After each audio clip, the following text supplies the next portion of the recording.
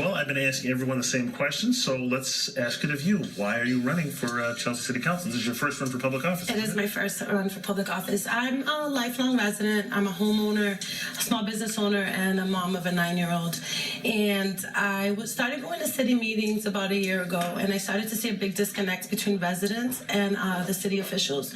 And so I started speaking up on a variety of issues, quality of life mostly issues.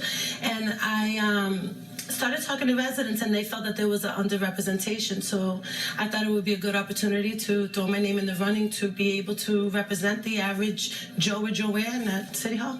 In your view, what are the two or three most important pressing issues you think that are facing Chelsea residents in the next few years? There's one big one, and for me it's the developments and all the issues that come along with it. So for example, we have development and the displacement of long-term residents, which I think is a huge issue. Also, development and the threat that poses to our public safety with regards to parking issues and traffic and rats and whatnot. So, and also we have a huge substance abuse problem in Chelsea, and the things that come along with that, with crime and whatnot. It would be nice to be able to figure out a way to get people the adequate treatment that they need so we can try to push our city in a better direction. What makes you a good representative for the residents of Chelsea? I've experienced Chelsea in many different phases. As I grew up there, I was a young person who needed a little extra help. I went through a rough patch as a teenager. Then I went and I worked as a youth worker, working with young people who were going through the same rough patch. I became a homeowner, I became a mother, and I'm not scared to speak up about the issues that are happening in the city. And because of my unique experience of having experienced Chelsea in so many different ways, I feel I have a unique ability to be able to connect with people from all walks of life, and just be able to represent people at City Hall. What city services, what would you do to make City Hall more proactive in providing city services for residents? I think that the most important thing that we need is government transparency. I feel we have a lack of community engagement because there isn't a lot of transparency. If we as a city were more open and shared more information with the public about the things that were going on and people were more involved, then we can each hold each other accountable on the many issues that we have.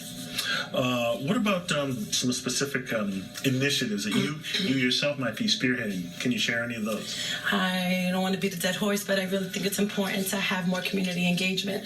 I think that we really need more government transparency, and I would like to figure out what ways we can do that in order to make sure that we're always speaking with the residents and keeping them aware of the many happenings that are happening in the city.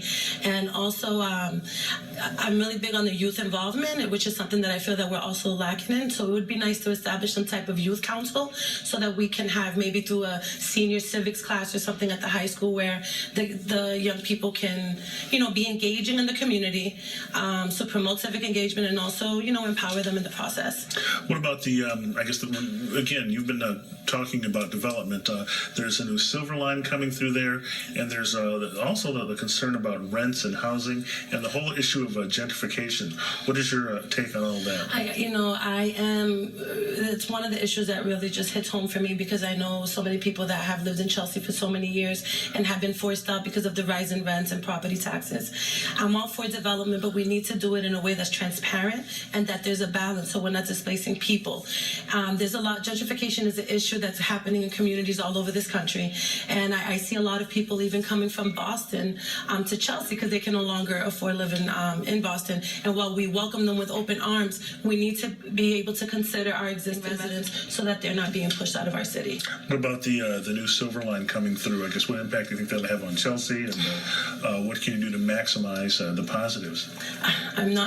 Good question. There's traffic is sometimes gridlocked. Just to get from one corner, and it's 1.8 square miles, getting from one side to the other.